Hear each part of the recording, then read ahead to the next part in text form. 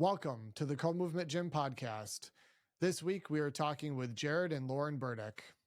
Jared and Lauren started their company Miles and Macros 3 years ago with the intent to help people get the most out of their running and nutrition by providing them with training to help them meet their individual goals. Their programs feature half marathon, cycling, and strength workouts, all available using their app, in person, or virtual. In addition to that, they host 3 trail races at 3 different locations, which are all beginner friendly, but also challenging enough for the most experienced runner. I was introduced to Miles and Macros by a good friend of mine, Bob Galinski, and have since been following their work over the past year. This episode is sponsored by Native Path Supplements and Lombardi Chiropractic. To support these companies, visit their websites listed in the description below. All right, here we go. Jared and Lauren, welcome to the Co-Movement Gym podcast. How you doing? Good. Thanks for having us. So I'm really interested in so much of what both of you are doing. You have a running club called Miles and Macros. Both of you have a pretty extensive running history. I'm really interested. How did both of you get involved in the sport of running? Okay, so you probably should go first on that. You've been doing it a little bit longer. Yeah, I started out in middle school, kind of traditional approach, ran cross country, did track and cross country in high school and college. And then after college, just kind of moved up to marathons and then eventually ultra marathons. But yeah, just kind of a traditional approach and I've been just running for like about 20 years, a little bit over. So. That's good. Yeah, he has a little more background than me. I didn't participate with any track or anything like that in high school or college. It came after college. It's really like a silly story. Somebody had asked me like, "What do you do for a hobby?" And I was like, "I don't really have a hobby." So I was like, "Maybe I should have a hobby." I was so impressionable.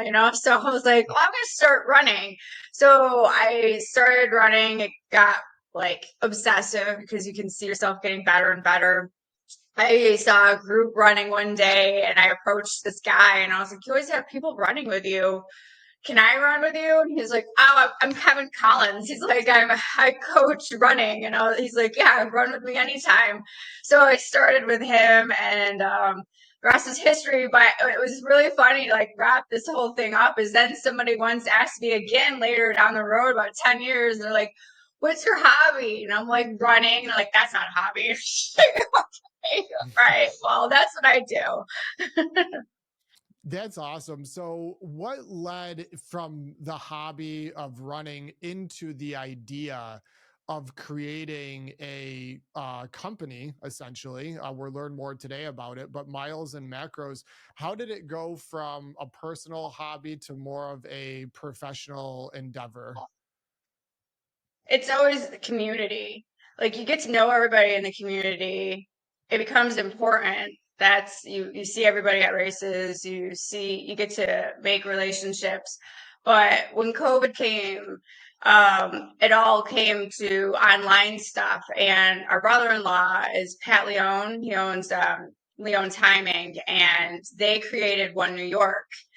And we were part of it, obviously, and we were watching all these new people trying to get into the sport. And they created this wonderful community online, and they were saying the stuff that they were doing for running. And we were like, "That's dangerous." Like some of the stuff they were doing, we were a little worried about. So I was like, people need help. There's so many new runners now. And that's how I was born. We're like, we could teach these people. We always wanted to do races, but the aspect of coaching, that's when it happened. Yeah, and like I think a lot of people think running is easy because you're kind of it's easy to do. You don't have to practice any skill really, at least what a lot of people think. But really putting together a plan and training plan kind of takes some thought. And if you want to progress, doing it the right way, I think it's good to have at least some kind of guidance. So that's kind of what we wanted to provide. Yeah, that's great to hear. I definitely see it on our end too in the gym where people just start running random distances at random speeds with no plan. And then 2 months later, they're all hurt. They're Yeah. frustrated. Well, They hurt their calf, pull a hamstring. They don't improve on speed. And so I notice I follow you guys on Instagram and you do a lot of drills and obviously specifics, not just long, slow distances with no planning. So yeah, tell me a little bit more about the drills and some of the programming. Um, so the drills came into play because while I'm still a fairly decent runner, I don't have the extensive background as Jared. And I love to follow all the professional athletes online and they do drills and I'm like, I want to do these. They look so cool. So I started to practice them and then they're hard. So I was like, Jared, can you teach me how to do these drills? And we started implementing them all a couple times a week for me, and my speed came. Everything started to be better. I had better form. I was powerful, and I was like, we have to do this. We have to put this in our program. And if you look at the programs that are around our area, nobody does drills. This is a brand new thing. So it kind of set us apart too. And it's also a bit of comic relief because a lot of people can't do the drills. So we get to have a little bit of fun with everybody as they're trying to learn them. Mm-hmm. Yeah, so I have created my own running warm up mainly off of the drills that you've posted. And so I am normally doing about a half-mile warm up of plyometrics, calisthenics, different kinds of drills, and a lot of them I see from your videos. So thanks for that. Oh, good. Yes. That's great.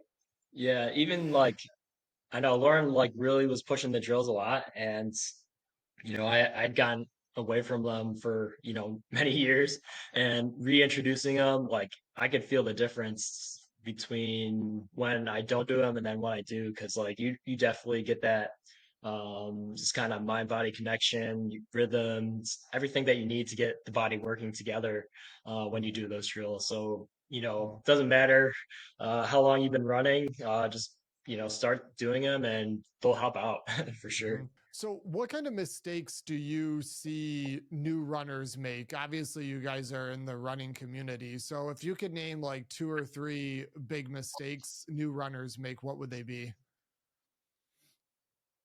I feel like we still make the same mistakes too. Definitely, I see a lot of people say, I did 3 miles today. And then the next day they're like, I beat yesterday's time. And then the next day I beat yesterday's time. I'm like, no, that's not the way to do it. You don't want to keep running fast. That's the thing is people are always focused on speed. It's more about consistency and conversational pace. The only time you should be going fast and pushing is during a speed workout and your race. So definitely going too fast all the time is one. Yeah, and just getting understanding that running is going to take a while to, build up your aerobic and your entire body too. So your aerobic system, it improves, you'll see it improve pretty quickly, and it takes your body a little bit more time to catch up to actually what you're doing aerobically. So you feel good, and then all of a sudden your body's not caught up to where you are aerobically, and that's kind of where you start getting injured. You feel good, so you keep pushing, but then something bad happens, and that it's that's really what happens. So being able to kind of be content with just the process of just being consistent doing that versus trying to hit faster and faster times or going harder and harder. Just having some patience and letting that kind of your body go through ups and downs. I think that's really important. Yeah.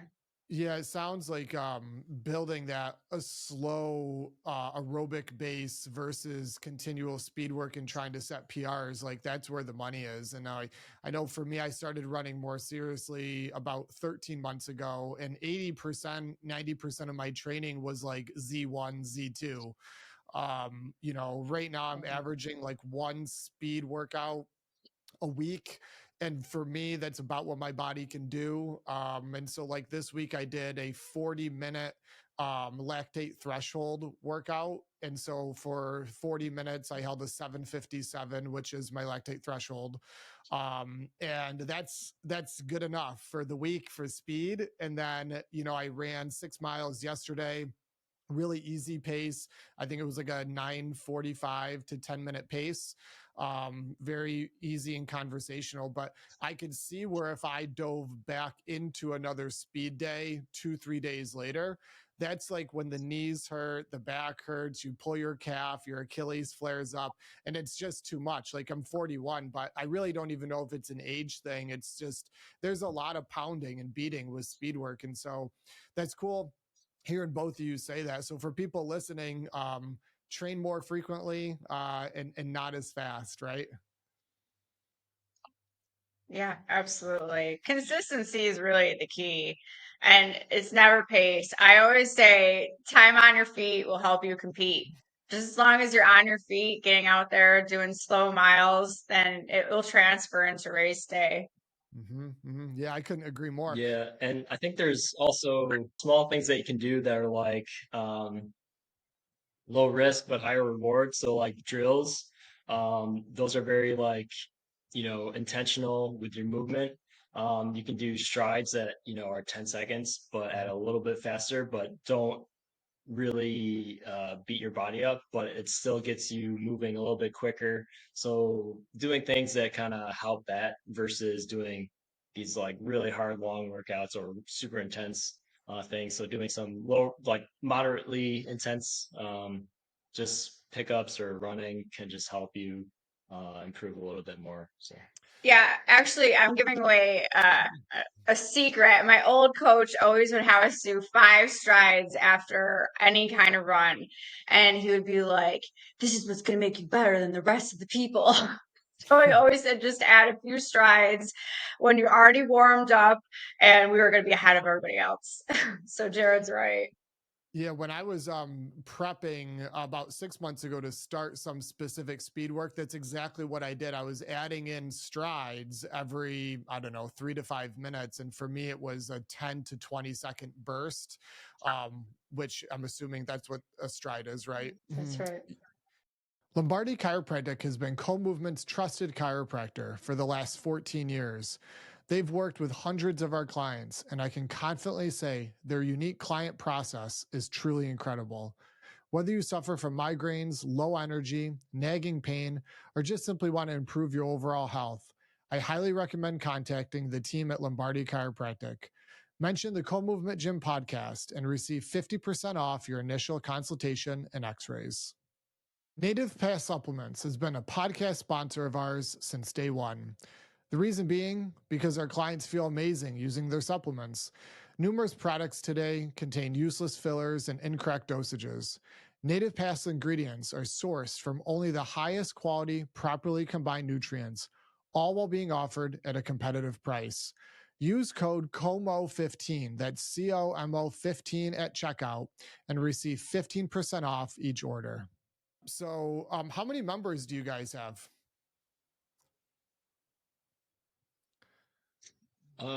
it varies, I think, throughout the year. I would say Right now we have for our live training group, it's about 19, which is like the best we've had, and it's winter. So we were really, really stoked about that. We have a few that are part of the live group, but actually just virtual. They can only come every once in a while. So it's nice that we have the mobile app. They get all their workouts. But yeah, like live right now is about 19 people. And we're so excited. So let's talk about like what do you offer from a business standpoint, like services. People are look you guys up. I know you have an app, you write some programming, you have some in-person stuff, you have races. So tell me about like summarize what it is that you do from a service standpoint. I was going to ask you.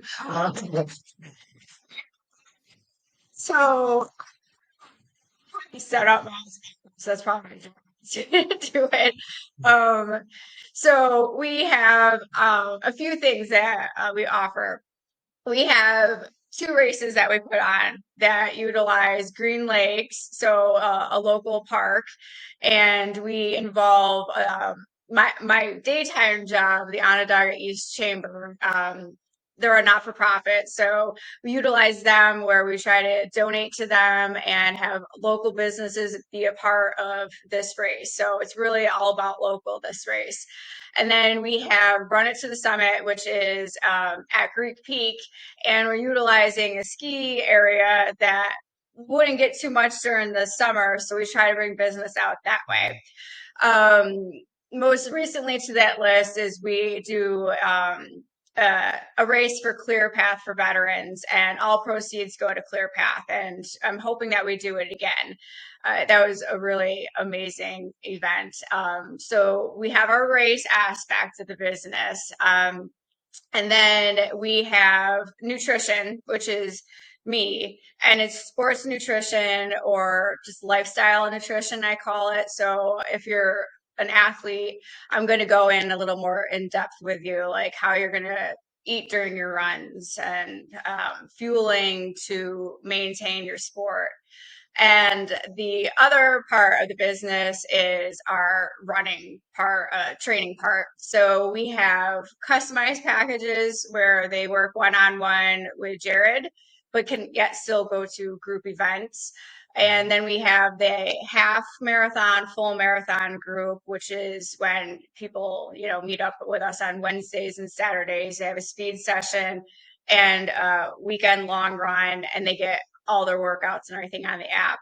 And the last one is just speed. If people don't want to be trained with anything, but they just want a group to do some speed sessions with, that's another option. Mm-hmm. Where do you foresee your company going? Let's say in 3 to 5 years, is this a goal to make it full time, like what Bob and I do with owning facilities, or is it like a hobby venture? Like, what do you envision the future looking like? To be frank, Jared's the moneymaker. So Jared, he's not going anywhere. He's staying at his job. But I would love to see us just grow. This is always going to be a side business, but the way we've structured it, it's maintainable to have it grow and get bigger while still keeping our daytime jobs. I would just love to see more people come into the in-person sessions because I want everybody to have a companion to run with. Like there's always a few fast people, you always have your average pace people, but the people that tend to be a little slower, I always want them to feel extremely comfortable and welcomed. So a lot of it then does fall to Jared and I. We don't want anyone to be alone. So Jared and I will make sure that we stay during the workout next to them and the long run with them. So ultimately, I would just love to see more varied paces come in, more people hear about us and feel comfortable joining because everyone's really welcoming. We'll make sure you're never alone. That's just kind of where I see it, and that our races will grow. It takes a few years. We'll be on our third year Yeah. for a few of them, and I'd like those to take off. Yeah, I think for the races, we kind of so there's a lot of just like road 5Ks, um, half marathons, stuff like that, and we tried to do things that were not exactly like ultras, or like really tough trail races, but we wanted to kind of have like a bridge the gap between road like traditional road races and then kind of more traditional trail races. So, we want to kind of be kind of that funnel maybe where maybe you're not super interested in doing like these technical tough trails, but you want to do something other than your like typical road race. So we try to kind of find an area where, somebody can do that. So Mm-hmm. Yeah, that's great. You're really emphasizing the community aspect, and that's huge. I'm interested if there's a correlation with what I'm going to ask next. Is so we both work with lots of clients, right? And so clients that quit or fall off track, um, Why do you think that is? Do you see any like reoccurring themes with the clients that don't make it or stick with a program long?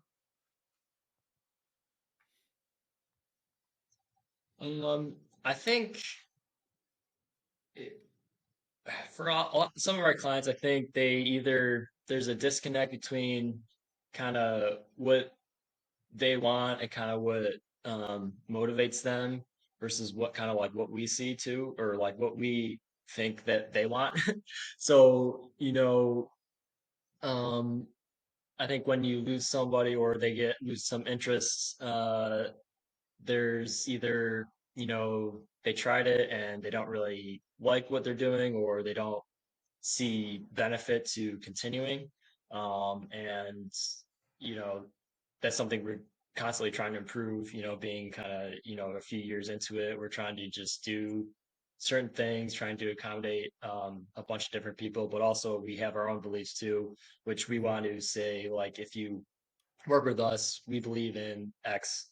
And then, I think if you think that's mutually like beneficial to you, then, we'll work with you. And sometimes that people don't want to work with you, or they just don't have your same belief. And there's a bunch of other different programs and groups out there that, Mhm. probably do provide what they are looking for. So they tend to go to, back to that, or try somebody else, or try something new. So And we try to understand that training ebbs and flows too. So I'm always telling them, I'm going to try to get the best out of you. I'm going to say, you need to be doing this, you need to be doing that.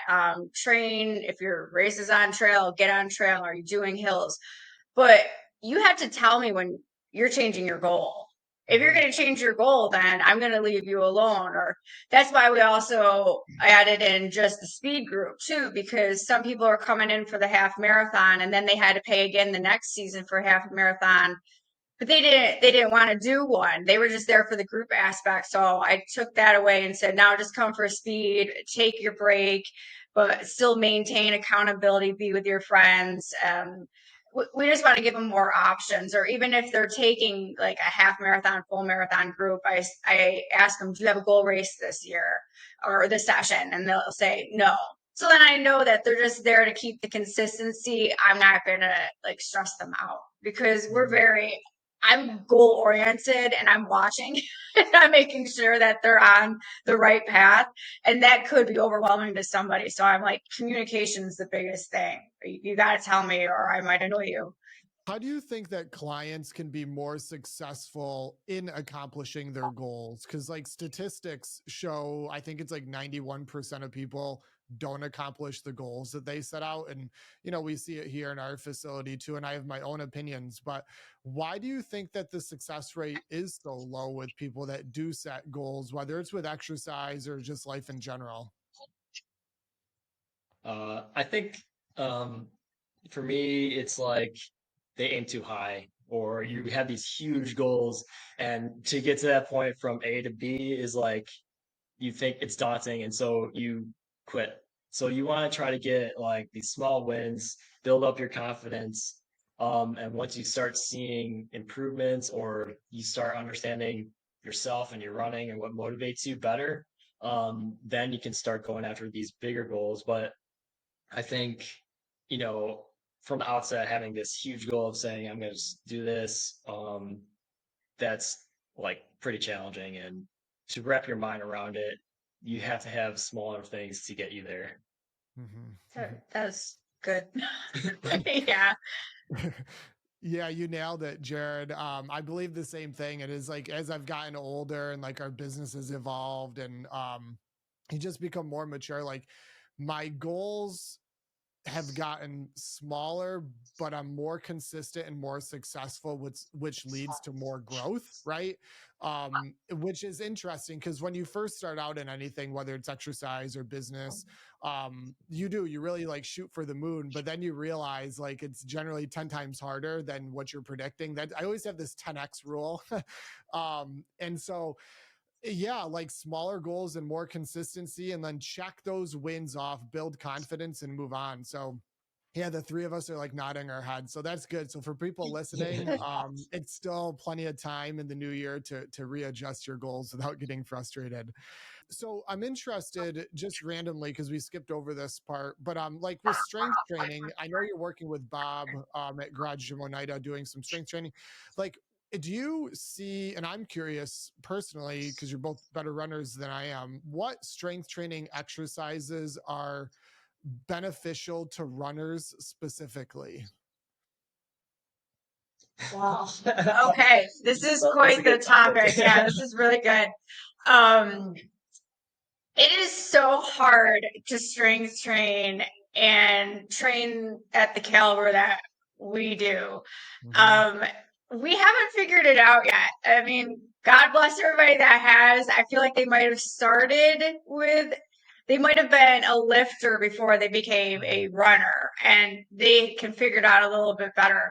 But Bob has been so kind with us because I think he has a plan for us, but we come in and we throw him off because we're like, we didn't get the long run in. We're suffering. And he's like, wow, okay, let's see.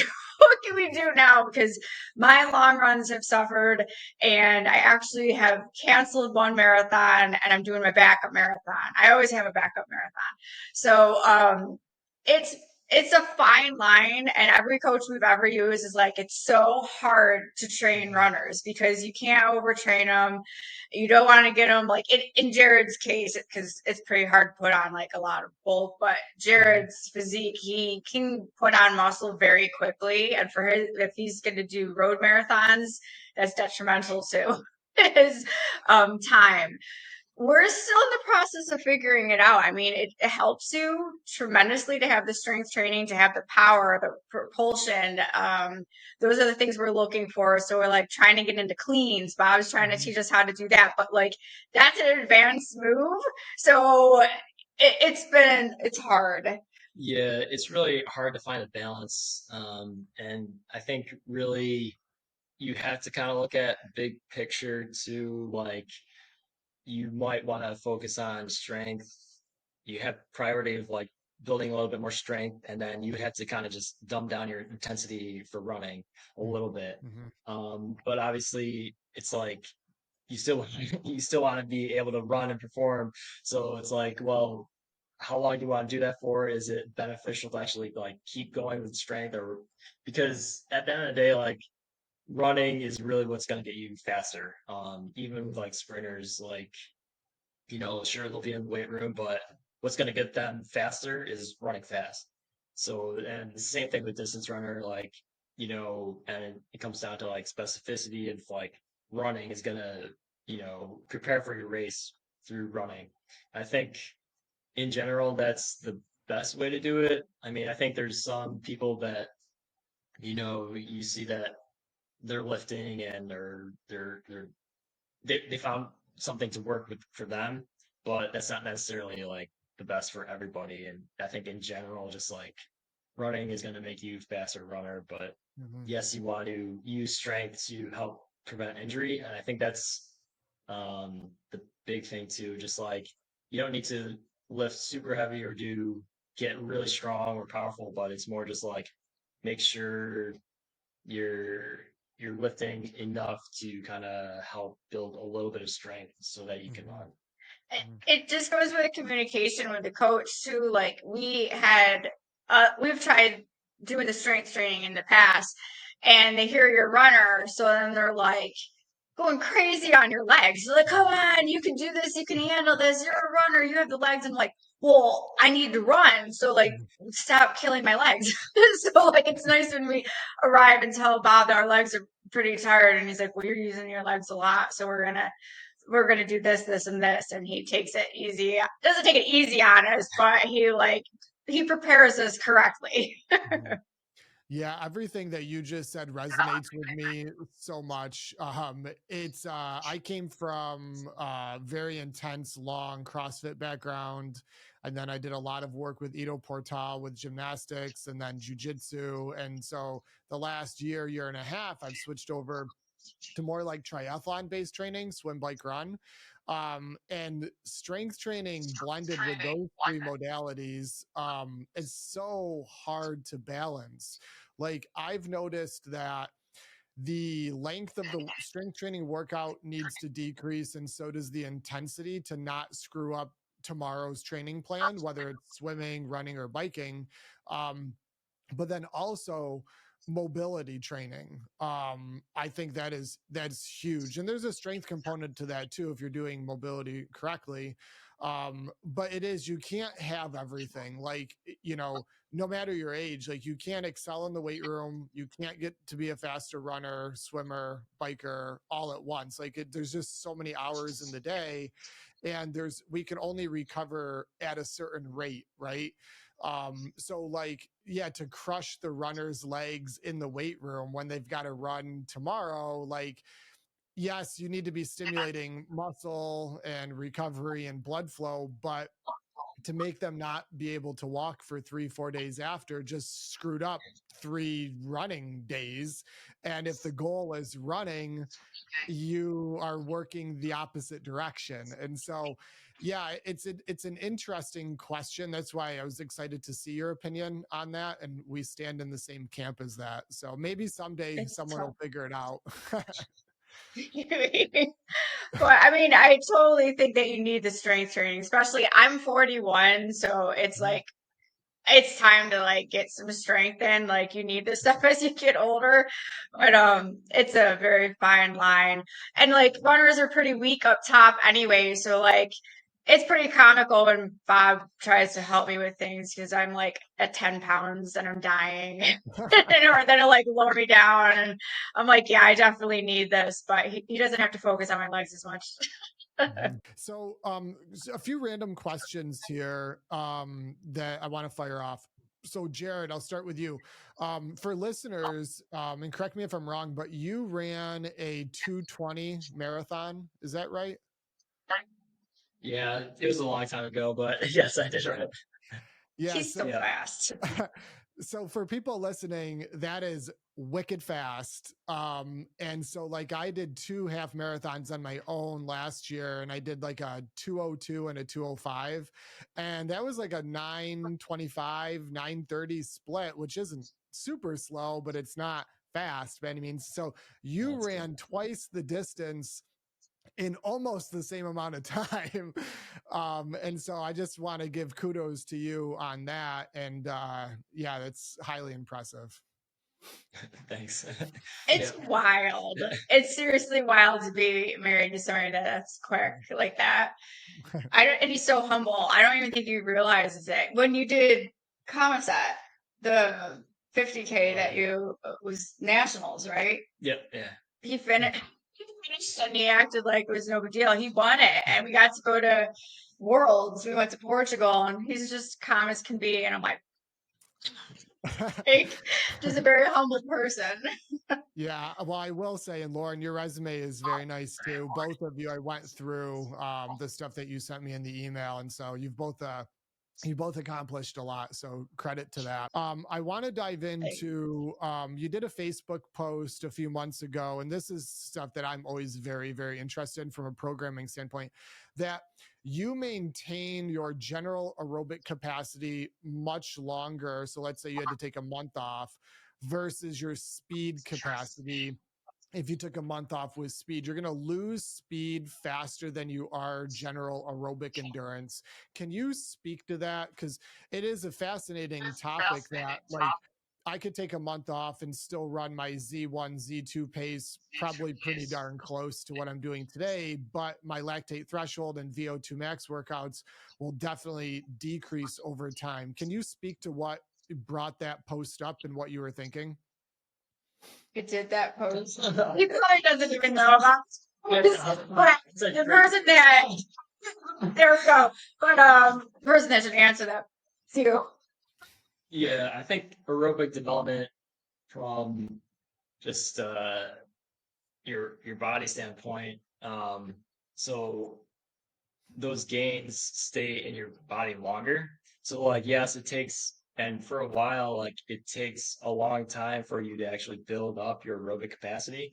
Like, yes, once you start doing some faster, higher intensity work, it'll boost up, but that, Z1, Z2 stuff is going to accumulate and kind of be in your body longer and keep building and building and building. And you're going to get like, you build, like capillarization, extra capillaries, you get more oxygen to your muscles when you do that. So like it's finding ways to your body to adapt to, having that aerobic capacity. Whereas VO2 max stuff, high end heart rate stuff, that's a little bit, it takes more power, more speed, and that generally in declines first. And also like when you look at yourself in like a lifetime span, your speed and power is going to decrease pretty much quicker than your endurance or even strength. So like those things tend to, decrease faster because they're more, I guess I'll say specific in their adaptation. So Yeah, that was interesting insight, and I agreed with it completely. And so it's good for people listening to this to understand that concept. So, final question, and then we're give listeners your information on how they can get in contact with you. The Brookfield Classic, where we host that. So Bob, Andy, and I, 50K, a 15K, and now we're going to do a 5K. We've had a big demand for that. That's in September. Are either of you going to sign up for that? Is it on your calendar? What are your thoughts? Yeah, I would definitely do it. I think we were gone somewhere last year. We were doing something that we couldn't do it, but we yeah. it was definitely on our like radar, and it's like it just didn't end up working out. But yeah, like there right now, like I think our calendar's pretty much free because we're going to Paris in August for the Olympics to watch. Nice. And so I'm running. but yeah, we're so our calendar is kind of free, so Yeah, we'll definitely be there. And we'll hype it up for everybody so they know that it's going on. We'll see if we can get some clients to go. Have a yeah, I quick think race. the 15K distance is always like really hard to do, but it's like a good also workout. So like I like that hour intensity around there, and then just it's a good fitness boost, but then it also doesn't completely trash you for for like a few weeks after. So Yeah, last year was epic. Like we had 40 signups for the first year, and we had 36 people show up. And yeah, we had some fast people. The energy was super high. We had a big demand for the 5K coming up this year. We're gonna do like a food truck. I might get a band. Like we're gonna make it a party too. And so like last year, we like the rustic feel, campfire, backwoods, like the starting line's like 3 or 4 miles off the nearest road. Like you have to take a truck trail to get there. It's pretty cool. We definitely, the three of us, see a big future with it. So yeah, having you and your company involved would be pretty cool to us. So awesome. So final question: how can listeners learn more about Miles and Macros, getting involved with what you're doing? So we have our website, which is milesandmacros.net. We're all over social media, Instagram and Facebook, LinkedIn. They can reach out to us anytime, ask questions. A lot of people want to consult first before they, dive in, and we do free consultations to see if we're a fit. Yeah, it's super easy. You can pay for it right on the website and you're in. That's awesome. So we'll put all the descriptions and show links, in the description for the show. And yeah, we'll get this out there to everyone listening. And Lauren and Jared, thank you for your time today. And I'm sure we'll talk soon. Yeah, thank you so much. This is fun. yeah, it was really fun. If you enjoyed this episode, please consider supporting our sponsors, Native Path Supplements and Lombardi Chiropractic. Visit nativepath.com and lombardichiropractic.com to learn more.